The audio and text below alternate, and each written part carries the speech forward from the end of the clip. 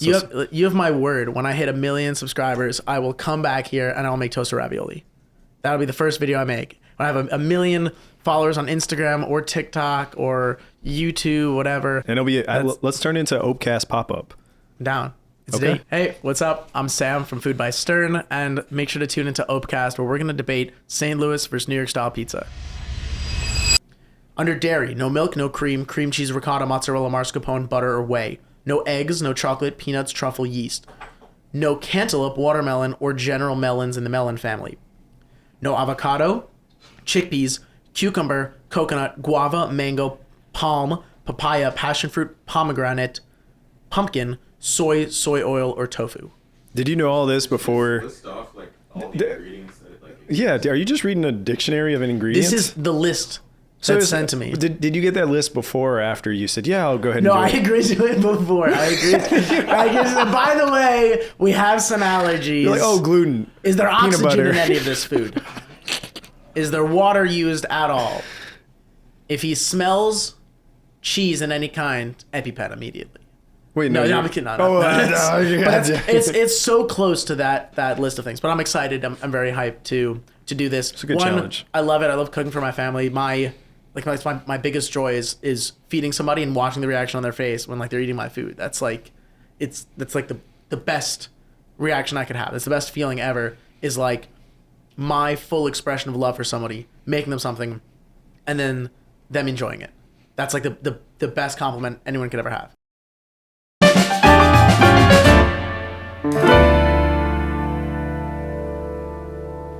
Opecast, we're here today with someone that makes a lot of good food, and you see it all over social media.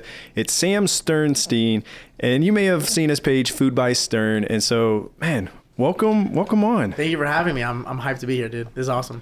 Well, by the time this comes out, you're going to be in a whole different city, and we're going to get into that. But just scrolling through your content, you bring this creative energy, and you've been in St. Louis for about 2 years, and you've really embraced the city. So let's talk about your upbringing. What got you into food, and what led you here to St. Louis?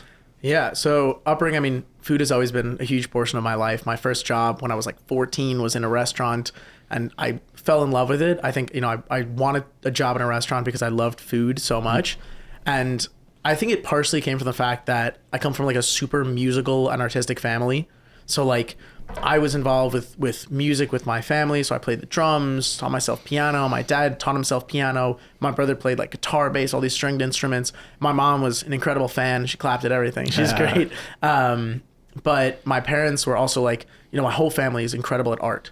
And I could not pick that piece up. Like the drawing for me, it wasn't in the cards. And so I think food kind of became like the area that I moved towards, like, treat a plate like a canvas type of thing. So that's like the first piece of it that kind of led me towards being like, oh, I think this is like, this is going to be the realm that I want to explore more for, expression. So you were 14, and now where did you grow up? Was it New Jersey? Yeah, I grew up in New Jersey, in like a suburb in New Jersey, very similar to some of the suburbs here. Was it like back in the New Jersey Nets days, or was that before then? Like how long were the Nets there? Yeah, it was before it became like Brooklyn Nets. Yeah, it was Jersey. Yeah, because it was like that's back in like Vince Carter days. Listen, I mean, I'm gonna be honest with you. When we talk sports, like I was on Food Network. I was not an ESPN person. I think that's another reason. Like I didn't grow up in a house that was really interested in watching, competitions with like sports. Yeah. But it was more so like, oh, I'm gonna watch every episode of Chopped. Like I'm gonna watch every episode of all these cooking shows and pause it right when they get to the mystery ingredients and be like, what would I make with this? So you were 14. What was your role in that kitchen? Were you like a busboy, dishwasher? Yeah, I was like a food runner. I was like, bring the food from this place to that place. And that was the first job. And then I saw like, okay, well, I can move the food from this place to that place. Okay, I'm getting a little older. All right, well, I'll work like the takeout phones. I'll like answer takeout orders. And then I'll, okay, I'm really interested in the like expediter of roles. So an expo, that's the person who stands a la passe, as they say in like French, and they communicate with the cooks, the back of house. They communicate with the front of house, the servers, to say, oh, this table is ready for their appetizers. Okay, let's like fire the appetizers. I know it's going to take this long for this. Let's get the salads working later than the steamed clams because it's going to take the clams longer to make. And so we want them to come out at the same time and both be fresh. We want the table to be ready for it. They're going to get it. Okay, enough time has passed. The table's been cleared. We want enough, we want the optimal amount of time between them finishing their appetizers, busboys cleaning the table, entrees coming out, so that there's not like a ton of lag time. So all that coordination is what the expo does. And I just loved like... You're 14, like... Yeah, I was like 15. Like, wow. I think by that point, I was young. It's a lot of pressure. Dude, I was 17 and the owner of the restaurant went up to Canada and just left me with the keys. And he was like, I trust you. It's going to work out. And it was great. And I mean, by that point, I was like fluent with the restaurant and it was incredible. But then I went over, I learned how to make pizza from these old Italian guys, like didn't speak any English. And I learned like 3 ways of saying you fucked up the pizza and about nothing else in Italian. And that was like the languages I learned. So what was that restaurant that you worked at? Is it still around? No, it recently closed, but it was around for a number of years. I actually started working there like a year after they opened. Gotcha. Great chef, graduated from the Culinary Institute of America, like super inspirational for, seeing a restaurant. It was his first restaurant, seeing it grow, watching it, transition between phases, adapt to different, I guess like customer interests of the area. Italian-American style place in New Jersey. So very much like a staple type place. Would you like stand behind the chef watching them, like what they're doing, like ask a bunch of questions, or like how were they receptive to you doing that, or were they kind of like, no, I learned this on my own, like, because like being here in the Midwest, like we see things like in the East Coast, it's like a dog eat dog world. That's what we think, but we're really here in the Midwest is kind of the same, just saying. But like, how was it up there? Like, were they willing to teach you, help you, or I would say, on your own? I would say yes. I think they were receptive to things. There's a certain like attitude that you get with being on the East Coast that I think someone used the expression like they're nice but not kind. Like they're gonna help you out by saying like, you're such an idiot. You put this in like the butter sauce it's pan's too hot. You broke the sauce. You're so dumb. You're so stupid. This is how you do it. Don't mess it up. Come on. Like, and they're like, oh, like you taught me how to do it, but like you added so much extra attitude for it. But now I'm never gonna forget you telling me how to do that, or like, something to that extent. It's not one of those like, oh yeah, it's cool. It's no, it's like, oh, what are you doing, stupid? Yeah, exactly. Yeah, no, like the old Italian guys that taught me how to make pizza, they'd be like, like I would know how to check for like when a pizza was done or when it turned it, or like the hot places of the oven and other things like that by like, putting the pizza pallet in the oven and having the old Italian guy hit my hand and be like no words. I'm just like, oh, I know exactly. Yeah. I understood the translation. Man, we're gonna dive into the pizza business you all had it's actually still going. I was just talking to Henry about it I think yesterday. But so you came to St. Louis for work, or what was your first thoughts? I mean, St. Louis, so you probably thought the Arch, and then what else? I didn't even know about the Arch. I'm gonna be honest with you. Oh snap! I don't want to burn St. Louis, no, but it's all good. I came, so I was an East Coaster all the way. Yeah. I went to college in Indiana. And then from there, it kind of brought me to St. Louis. I had never been to St. Louis before the day I moved into my apartment. So I moved in, I, learned about like, oh, what's there to do in St. Louis? Like all these, what are the spots to do? And I think it was, coming from like Indiana, I was like, okay, this is like, I went to school in Bloomington, Indiana, and like, it was very much a college town. How was that going from East Coast to Indiana? Because Indiana's different than that was the biggest shift, and I think that's where like it was a bigger shift going from East Coast to Indiana.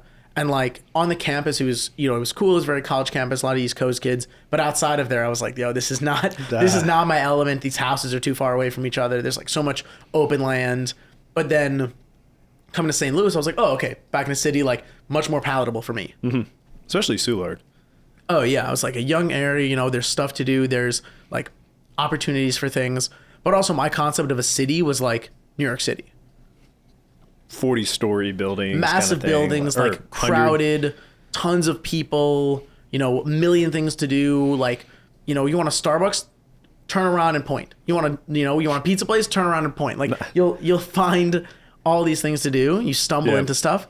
Whereas here, like, you have to drive. Yeah, you have to drive, and it's more targeted of like, oh, I'm going to this destination for this activity. Yeah, and we were talking about that off camera. Basically, like in St. Louis, people will go to the destination and back home. Or you look at in New York, you're looking for something to do. Actually, let's talk about that story about those guys you met at the soccer game where they were driving through and they were like, okay, we're in St. Louis for one day. They're from Europe. And they're like, hey, what should we do tonight? And you're like, there's nothing to do in St. Louis on a Wednesday night. Yeah, that's like live. Like any other city you may go to, it's like there's a certain bar, a certain club, things like that. But yeah, tell that story because that was very interesting. I was at the City SC game on a Wednesday, and there were these guys standing behind us. And we're like in the spectator section, we're going crazy, having a great time, best seats in the house. And right behind us, there are these two guys with British accents. And I was like, oh, where are you from? And they're like, we're from London. I was like, that's wild. What are you doing in St. Louis on a Wednesday? Like, I was like, oh, you probably know somebody in the team, like something like that. Yeah. But they're like, oh, we flew in to, maybe Chicago or like some city in the Midwest, rented a truck, and we're driving all the way to Pennsylvania. And we're just like stopping in each city. We're like, oh, how long are you in St. Louis for? They're like, just tonight. I got one day in St. Louis. It's a Wednesday. And, we came to this game, and I was like, that's, you're in the best place to be right now. And they were like, oh, what else should we do? And I was like, it's a Wednesday in St. Louis. Like, what is there to do, necessarily? And I couldn't think of much. There's like, I think there's a lot of targeted things. Like if there's an event going on, you have that event, and then you have your standard weekend activities, but they're few and far between, and you have to like know about the things that are going on to find them. It's not a very like stumble into something cool city like I think you can find with Chicago or New York or these larger cities. It's like with those, you'll just be walking, and then it's like, oh, this looks cool, let's pop in, and then you just think you're gonna be there for 30 minutes and a drink. You stay there for like 2 hours, and you're like, oh yeah, you got to go to that place the next time you're there. You're like, it's like the most wild experiences. You go somewhere and you're like, oh, in this one city, it was like this one place, and I had this unimaginable experience that I never would have thought of ever again. I had that in New York with my parents once. We went to, we were walking somewhere, and there was like near like off Broadway show, and we went to this crazy Brazilian show that it was like a huge like dancing spectacle. We didn't understand a word of like the Portuguese they were speaking, but they were like crowds of people. There was dancing. There was all sorts of like festivities all in like a warehouse. Yeah. And I was like, this is nowhere on the internet. This is nowhere on like anybody's like, Instagram page of what to do in the city. And we just like stumbled into it. And, I'd wish there was like, there were things like that here, but unless I'm just not on the, on the underground enough to know. I would say there are some things like us locals know about, and this, man, people listen to this will be like, damn it, Braden. Maybe that's like Patreon content. But no, there are things like we know about in ways that we move, like for certain events, like people will all want to park in one spot, but we'll park on a separate spot. Like we know the fast ways in, fast ways out. There are certain bars that are the places to go, but they're not like your big bars, But like it could be a certain day of the week at a certain time. This one will have live music, and this person's been performing there for 30 years. But it's like if you know.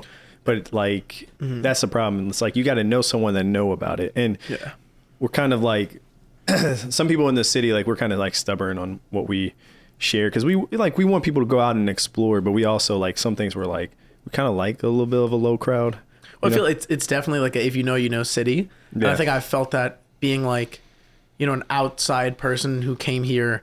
I think you definitely feel a little of like apprehensiveness to people from outside the city. I think you talk to people, it's like, again, people from St. Louis are proud to be from St. Louis.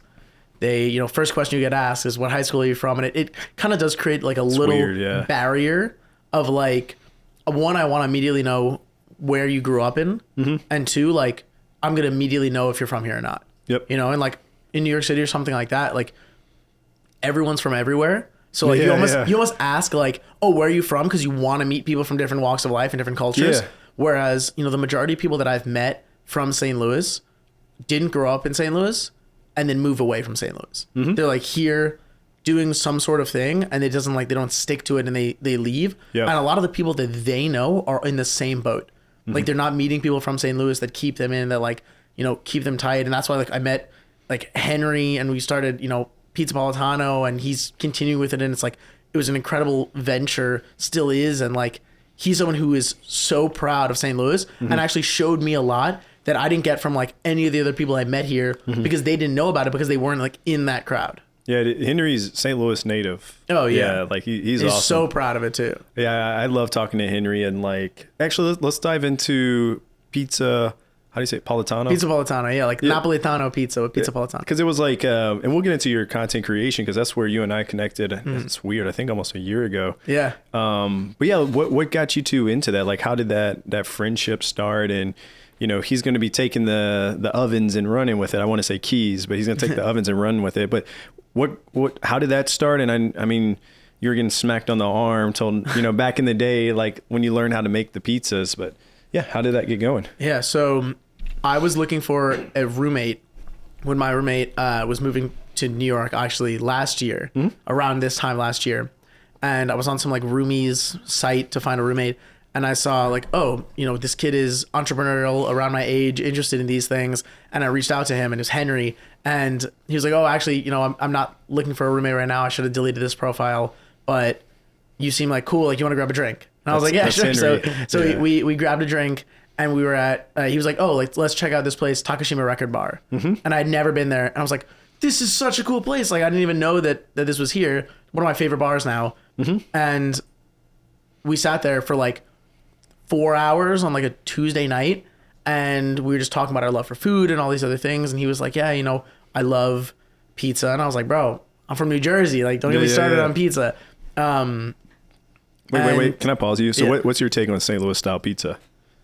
No comment. No. Okay. No. I think to each their own, right? Like, I think there's Chicago pizza, there's New York pizza, there's like, I think colloquially, right? In like the US, if you have bread, sauce, cheese to some degree, you're considering it pizza.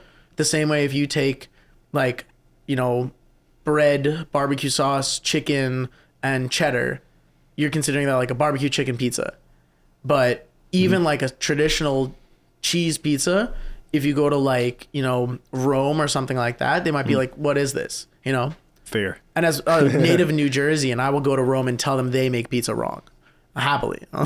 So, I respect that, yeah. But yeah, we bonded over pizza, and he's like, I'm really interested in Neapolitan pizza. He's like, I wanted to do something here. Would you be interested in like doing a, you know, like a pizza thing? And I was like, yeah. I mean, his idea to get started, he tested, you know, a million recipes for dough. And I was like, listen, you say the word, I know how to make a pizza. You know, can make a pizza, I can stretch it out fast. I know flavor combinations for things too. I told him, you know, he can handle like the science of figuring out how to make the dough and like the best fermentation for it. And then let's talk flavor combinations, right? Like, what if we combine this and this and this? And he and I were really like hand in hand with doing that. And he's, again, like, he's in the know. So he was able to set up a ton of relationships with really incredible partners throughout the city, you know, connect with different, public relations type articles and things. And yeah, that's how I've had it. I've had it like 3 different times, and I don't think either time has been from picking it up from you guys. It's been, I mean, I watched you guys make it for Mardi Gras that one time. I just popped into place, and I think I was supposed to talk to other people, but I just spoke to you two for like 20 minutes. But there have been other events where they've like there was an insurance meeting and something else, and you guys were the pizza they ordered. So yeah, Henry's doing his thing. But you said how many different doughs did he have to go through? I mean, like 200 plus different iterations of it, getting down to like the percentage of, you know, the percentage of water versus oil versus what type of flour to use, right? What is the best yeast that makes the certain fermentation? How long should you let it rest after mixing it the first time before, you know, portioning it out, rolling it into balls, and then letting it rest another time, right? What happens if you like put it in a refrigerator earlier, or if you let it rest out and ferment further out of room temperature? What happens if, you know, like all sorts of things and these minor changes when it comes to baking, like, you know, what's the consideration of the water that's left in the dough mixer? Like, right? Should you consider that? Like, this just a huge level of thought that went into this. A lot dough. of science. Oh, absolutely. And I mean, like the art of figuring out, like, Henry's biggest thing is like the dough of the crust. I was like, my favorite part of a pizza is the sauce. Yeah. But the biggest insult would be if you eat the pizza and you don't eat the crust. And so he was like, let's fry a bunch of garlic, strain the oil out, put the garlic chips on the pizza, take the garlic oil, put it on the crust. Like, that's the dessert, right? You eat the whole pizza, you get the garlic crust. Like, the worst thing you could do is leave the crust on the plate. And I think that's like a brilliant concept, right? Like, get rid of the food waste, give somebody a reason to eat something that they wouldn't have normally thought to. he did like, I can show you the text message. He told me where he's going to be at Wednesday, I think Friday, Saturday. So now I'm like craving that. It's good. So now I got to go. Now, you did the sauce though, right? Yeah, I mean, we combined on like so many different things. Taught each other different things. Absolutely, yeah. I know he was saying like, oh, let's have like a pizza with like nduja, hot sausage, and fried garlic and hot honey on things. I was like, okay, what if we do, on a menu, right? We probably want to have one that's like a more traditional thing. We want something that's more like meat focused, and maybe something for like a vegetarian option or a vegan option. And so, okay, like, well, that's standard. We came together and we'll align on what those look like. And I was like, what if we do a pizza where we, put tomatoes on, like cherry tomatoes on it. And so that goes in like a 900-degree oven. Those tomatoes roast. We're going to caramelize onions. We're going to strain the oil from the onions and put that on the crust too.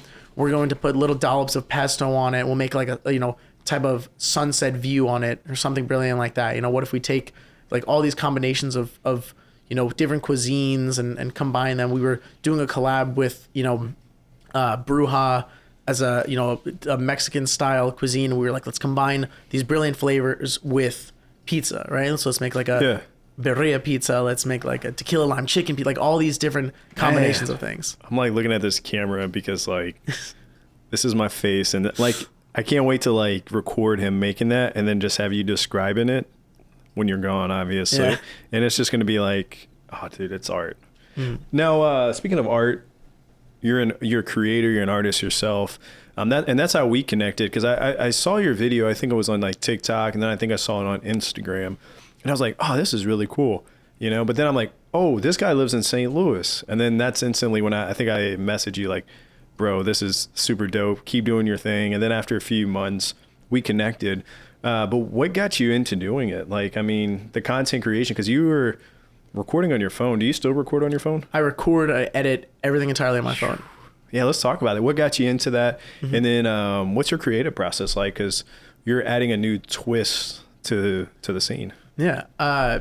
So it was the end of 2021, and I follow my whole feed on like Instagram, TikTok. It's all food. It's all food. Just like when you were 14 watching the Food Network. Literally, exactly that. It's all food. It's so funny. It's same with like not watching sports. There's no sports on my feed. I hang out with my friends, and they're like, "Oh, do you see this like play?" I was like, "I don't even know a single player on that team. Like, I don't even know anymore. I've lost touch." But the food wise, like, like I'm in touch with what all the chefs are doing. Like that's my sport. But yeah, I was watching all these people doing this, and I was like, I could do this. I had a food Instagram page, maybe from like 2015 or 2016, that I would like cook something and just take a picture of it. And I was like, okay, like this is cool. Like I want to let people know that I cook. But I was like, I did like television production stuff in high school. So I figured I was like, I can edit stuff. I can put stuff together. Let me make some sort of content. Let me show more of what I got. And also I was like, it'd be really cool. I see all these people doing brand deals. I was like, what if I could get like brand deals and combine my love for cooking with some sort of a subsidy for like, this is my hobby. I spend the most money on food and cooking. Like, I'm happy to trade content for product, something like that. But yeah, the biggest piece was more so I want to show people how to cook intuitively and get people much more comfortable with cooking. That was like the basis of why I wanted to start doing it. And my creative process is somewhat of a combination between what do I think is something that people want to learn how to make, what is a struggle people have in the kitchen, and what is some sort of humor that across culture people could align with. Yeah. And you do, sorry, like I'm just picturing your content right now, like especially the recent video you put up about you leaving, and you're like, well, yeah, let's talk about that, but let's also talk about like that dartboard that you have with ingredients. Where did that come from? Because that's different, that we don't see everyone just like, oh, here go 6 different ingredients, I'm gonna throw a dart, bam, this is what I'm gonna make. Yeah. Like, where did that come from? And then let's talk about you going through your pantry, because you have X amount of days left in town, and you're like, all right, I'm gonna take jelly, this and that, some amazing bagel that you put together. Like, what is that process like? Yeah, that is, so the dartboard was an iteration, kind of like a version 2 of one of the first videos I ever made, which was like a mystery meal Monday, where my whole idea was Like, I want to show my creativity and I want to be creative. I always say my favorite thing to cook is something I've never cooked before. So like throw out ingredients, right? Like it's if I'm a freestyler and I'm like, give me words and I'll include them in a rap. Like I want to show how creative I am with something. Oh, the beat one you made that one time. Let me make a beat off of, I can't remember what you made. Yeah, like let's jam out while I'm having food. I'm like doing it to the beat. Dude, that's sick as hell. So it's as a side note, there's going to be a video that's coming out at some point and nobody can steal this from me. I'm saying it live. By the time this comes out, it better be. Yeah, I hope. It's. I mean, I've been thinking about this for so long. I have a lot of friends that produce music. Yeah. And I want to make a video. It's going to be a longer video. It's going to be like building a meal or like building a dish is like building a song, right? You got to start with your bass. Yeah. What's your start? And then like there's a bass line that starts, right? It's Yeah. like, okay, you got to start with your bass. Maybe we're making a pasta. So let's start with making pasta. Like, don't, right? Okay. Maybe we need a vegetable. Like, okay, we're going to use this thing. Right? Like the little spice of and then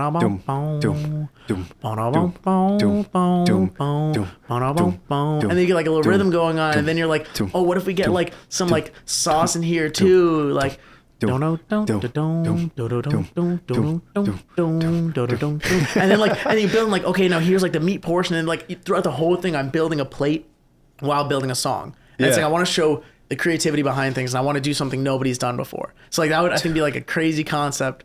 And a lot of what you were saying is like, you know, the reason I wanted to come up with this dartboard, right? My mystery meal Monday was like, give me a list of ingredients, I'll randomly generate them, I'll figure something out, right? I had a dartboard, I figured, okay, let's add another, you know, random element. I'll throw darts at a board and that'll tell me what ingredients to make, right? So creatively, this was satisfying that hunger. Like I want to make something interesting. Content-wise, I think it was something that people hadn't seen before, and they want to see. They're on for the ride, right? I post one video, I say, here are what the ingredients are. Like, let's see what I can make with it. And the other piece is, you know, as a creator, I want people to engage with what I'm doing. Yeah.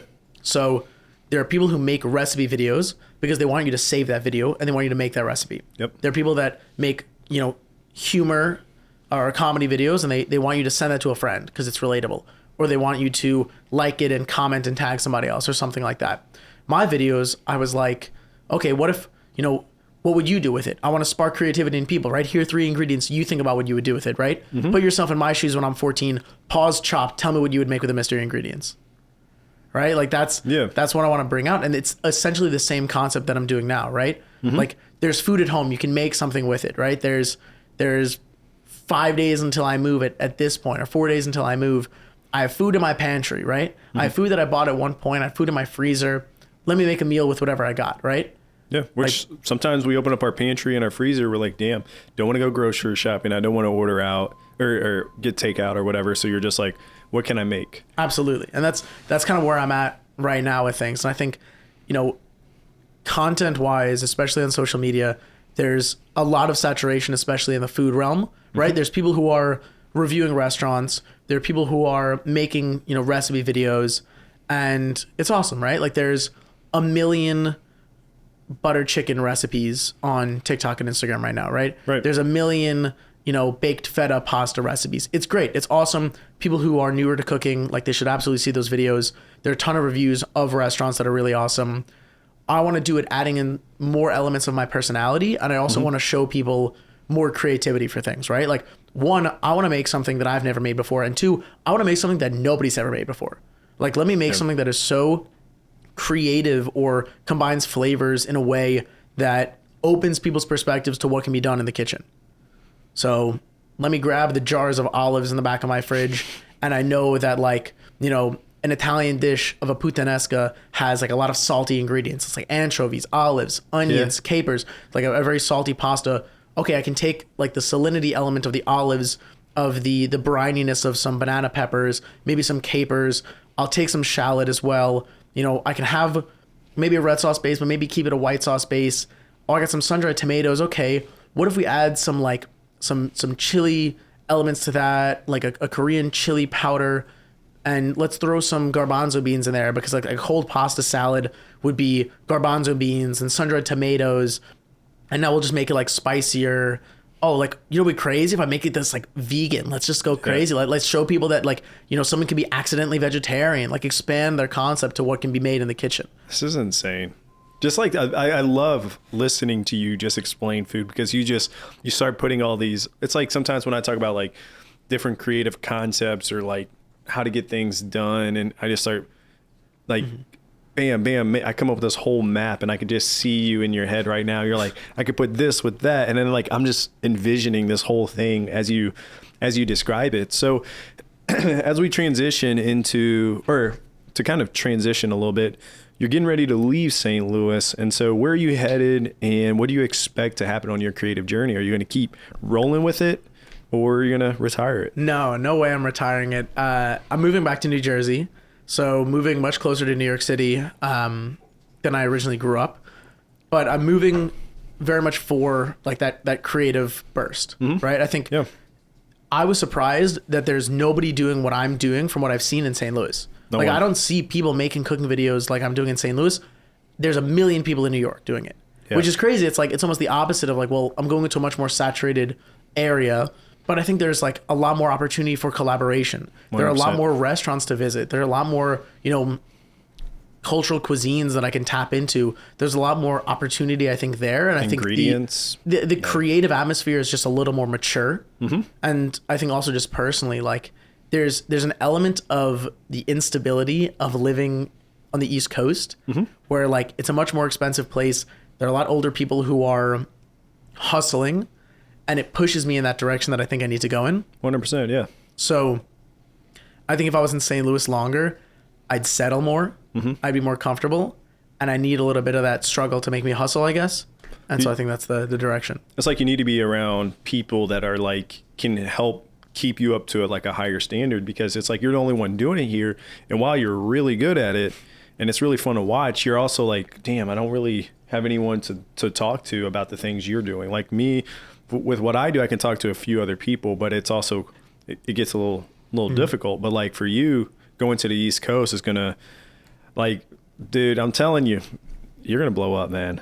Like, I'm hoping for it. I think there's just that consistency. That's the toughest part. So you keep that, like, you have what it takes. I mean, we met a year ago, and it's like, I saw it then, and it's we never got around to collabing, but one way we're gonna make it happen. Oh yeah, I'll be back in St. Louis. I'll be back in St. Louis. I'll be traveling here. I'll be visiting, absolutely. Or I'll send you some St. Louis stuff up to Jersey, and we'll do like, it. We'll have to make it work. Dude, no, I'm serious. I'll send you something here, some ingredient or something here up to Jersey, and something. We'll figure that out. Jersey's not ready for the T-Rav. Jersey's not ready for the toasted ravioli, dude. Damn. But that's like toasted ravioli, I think, is such a concept of like an open canvas, right? Yeah. Like, how many things could you make into a toasted ravioli, right? Like, what is the best concept of it? You have an outside that is filled with something that is a take on the traditional ravioli, but somewhere between that and like a much better version of a pizza roll or something like that. And facts, right? Like you can combine that. Like, okay, go crazy. What if you made one that's like, it's like grilled cheese T-Ravs, but with like multiple different cheeses in it, and you're serving it on tomato soup, and you have like the grilled cheese and tomato soup element for things, right? What if you made a soup dumpling version of a toasted ravioli? Like, what are like all these different possibilities that you could go with? What's like my guy over at STL Toasted, Matt, like he's been crazy with it. Like he made a loaded potato. I just had it the other day. It's like loaded potato, has some cheese sprinkled on it and bacon, and is like one of the best I've ever had. But he has an Oreo cheesecake. Oh yeah, there's buffalo chicken. It's a canvas, dude. It's like it's such an opportunity. But yeah, no, let's collab on something. Absolutely. But you were saying is absolutely right. It's newer here. I think that the opportunity, like the blank canvas that St. Louis offers, is huge. There's such opportunity. Yeah. You hear it? Oh, the side. If you guys couldn't tell, we have sirens going off in the background. It's kind of like he's back in Jersey in New York, because every time I go there's so many damn sirens. So I'm just getting ready. Dude, I'm not living in New York City, because every time I go there, I see an ambulance stuck in traffic.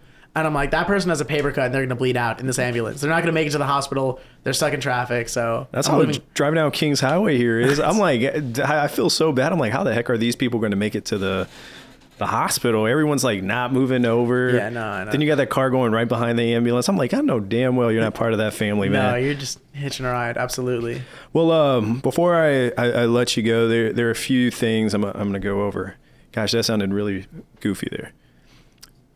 I have a question for you. So before I let you go, one thing I ask all the guests is, as you know, food is this beautiful thing that brings us all together. So if you have 3 people, dead or alive, that could join you for a meal, let's say it's one that you made, who would they be and why? Now, this could be family member, friends, neighbors, celebrities, mentors, whoever. Who would they be? Wow. Yeah. I think there's chefs. There are people who I'd love to have a meal with. Anthony Bourdain is like one that comes to mind. You know, yeah. I think he's an incredible person, like huge like inspiration for what it really means to be in the industry, like what it really takes, and also just a pure love for food. And I think I always say like I think I taste food differently. Like I think I taste food differently because there's no way I feel the way I feel about food and somebody else doesn't feel the way I feel about food unless I'm tasting the food differently. Like I feel like this just like pure love for flavors and food and creating, like I just have to taste it differently. And I swear when I watch the way Anthony Bourdain eats food, cooks food, he tastes it differently. Mm-hmm. And that's like, so number one. It's more than food. Yeah. Like it's the ambiance, the service, every ingredient, where is it from? He really opened up my mind and my eyes to it. During the pandemic, I like listening to his books. And it's also like the transfer of emotion with food, right? Like you have the it's like an art, right? Like it's art, yeah. Music, like conventional art, let the artist be able to express how they feel to you. Hopefully you can interpret how they feel. Hopefully you feel something and you can experience and understand what they were going through and like embrace it in your own way. And I think that's what I want with food, right? Like there's traditional dishes that you go home and your mom makes for you and you feel something differently than if you had that in a restaurant or something like that, So that'd be number one is Anthony Bourdain. Jacques Pepin is another one. Jacques Pepin is, a French chef who is just another. He sounds like a really fun person to have a meal with. He's still alive, so maybe one day. Yeah, it'll happen. But he's an incredible person, and I think it's just like, I don't know, the way he describes food. I've seen videos of him making the most incredible French dishes, and I've seen videos of him making a tuna sandwich. And it's like, that is the level of like foodie that I am, where give me like a 3 Michelin star meal. Let me understand like what's the message behind it, where's the creativity, what's the flavor, what's the price point, and then give me like a peanut butter and jelly sandwich, or give me a turkey sandwich with Doritos in it after swimming, and like what's the price point, what's the like enjoyment, what's the creativity, like all of those balanced out. There are turkey sandwiches on white bread with Doritos in the middle of it that you bite and it sticks to the roof of your mouth after you're playing outside in the summer all day. That gives me the same sort of catharsis, the same like, emotion that having an incredible like Michelin star meal does. And I think Jacques Pepin has that same appreciation for like, good food. So that's number 2. Yeah. Man, the way you describe things, man, I'm telling you, it's amazing. And then number 3 would be my grandma, who's still alive, but like can't eat a lot of foods that she used to love anymore. So under these circumstances, I would trade the ability to bring somebody back to life with the ability for her to eat anything. And then I would just like cook her a mean steak.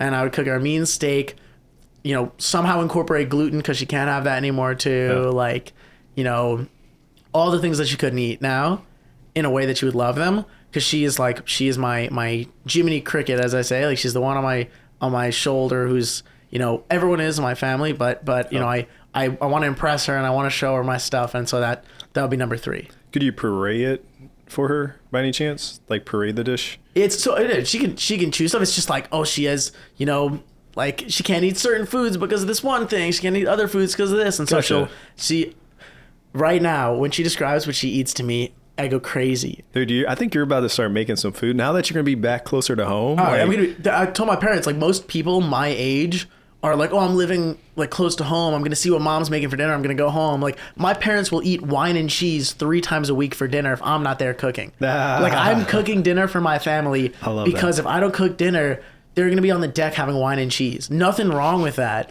but I need a meal. Yeah. My like 20, maybe my 19th, 20th, 21st birthday, I was at home And it was around like the time of the pandemic, even some before then. But what I wanted to do on my birthday was be with my family at my house and cook and eat all day. It's amazing. It was like, Mom, Dad, give me the credit card. Go to the store. We're going to have all day meals, right? We're going to start off. Let's crack some champagne. We got some oysters. Maybe get some caviar going. Get some lobsters.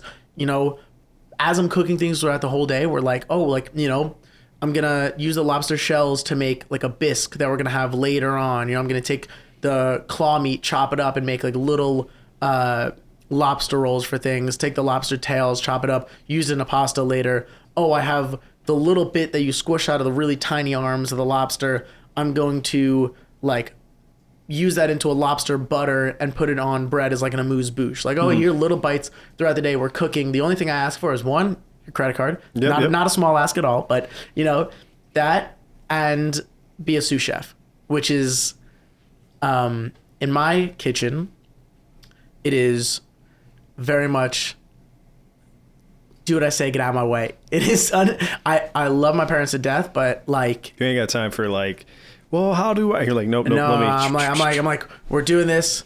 Can you help with this? Can you clean this? Can you chop this? You know, like, and I'll describe it instead of a way of like a chef would. You know, I'm not using like, oh, I need chiffonade this, brunoise that. I'll be like, cut it really, really tiny. I want it to like be the size of half a Tic Tac. You know, let's do these things. And I mean, it's incredible. I love like cooking for family and loved ones, sitting down at a table and everyone eating together. It is like, you know, it's that same joy that you get if you like, if someone's a really good dancer and they do a dance recital and everyone's clapping. If you finish a play or a musical performance or, you know, you're showing off art at a gallery, like I don't have an audience in a stadium for my art. I have a table with chairs, with friends and families and smiles and silence because people are too busy eating. Like how you said that. Now, before I let you go, words of wisdom. Let's say there's a creator that could be in a slump or a person in life that's going through a tough time. What are some words of wisdom that you would like to provide them with? Others will get there faster. That does not mean you will not get there. I have seen tons of people who started doing what I'm doing way later than I did, who in my perception, maybe I'm making more creative dishes than them, or maybe I think, you know, I'm putting in the work. Why isn't it happening for me? I should give up. It's happening for all these other people, but others will get there faster, I think is such a brilliant concept, right? Like if somebody makes it to the moon, that doesn't mean you should stop trying to get to the moon. Right? If somebody does what you're doing better than you or is more successful with it, don't stop what you're doing. You know, it's not like a competition against these other people, or don't take it personally or feel bad about what's going through it. And I tell myself these things over and over again. Others will get there faster, but that does not mean you will not get there. It's like we all have our own journey in life. We all grew up differently. We all have our own things we're going through. Maybe like for me, you know, I'm married. Some people have kids, some people single, whatever. It's like, just enjoy the ride. Now, how can people follow you? Because they're not going to be able to follow you in St. Louis anymore. And so how can people follow you on social media? Yeah, my handle on TikTok and Instagram is @foodbystern, FOODBYSTERN. Sam Sternstein. My last name is, starts with Stern. Used to be called that when I was younger. It's a great nickname. So Food by Stern on TikTok and Instagram, and comment, message me, tell me things you want to see. Like, you know, I'll post, tell me the meals you hate. Tell me meals that people have made for you that you were like, this is terrible, so I can find a way to make it better. Yeah, and tell your friends about him too, because if you guys aren't following this guy, I'm telling you, you're missing out. And whenever he like hits 1 million followers, subscribers, and everything, we'll re-air this episode. So you have my word. When I hit 1 million subscribers, I will come back here and I'll make toasted ravioli. That'll be the first video I make. When I have 1 million followers on Instagram or TikTok or YouTube, whatever, first thing I'll do is I'll come back to St. Louis and I'll make toasted ravioli with you. And that'll be the first thing we do. You have my word on that. All right. And it'll be, let's turn into Opecast pop-up. I'm down. It's okay. Date. And we'll just re-air this in the background on replay. Yeah, on repeat. Remember, I knew him. Yeah. It'll be when I'm like 85. I'll finally 85. Get there. Yeah. Well, Sam, I appreciate your time, man. Appreciate it. Hey, pleasure being on here. Thank you all for tuning in to another episode of Opecast. Now, this wouldn't be possible without all of your support, my producer, Jason, my friends here at Tech Artista. Make sure you go ahead and subscribe on YouTube and all podcast platforms. Follow us on Instagram at Opecast the Pod or TikTok. So until next time, peace.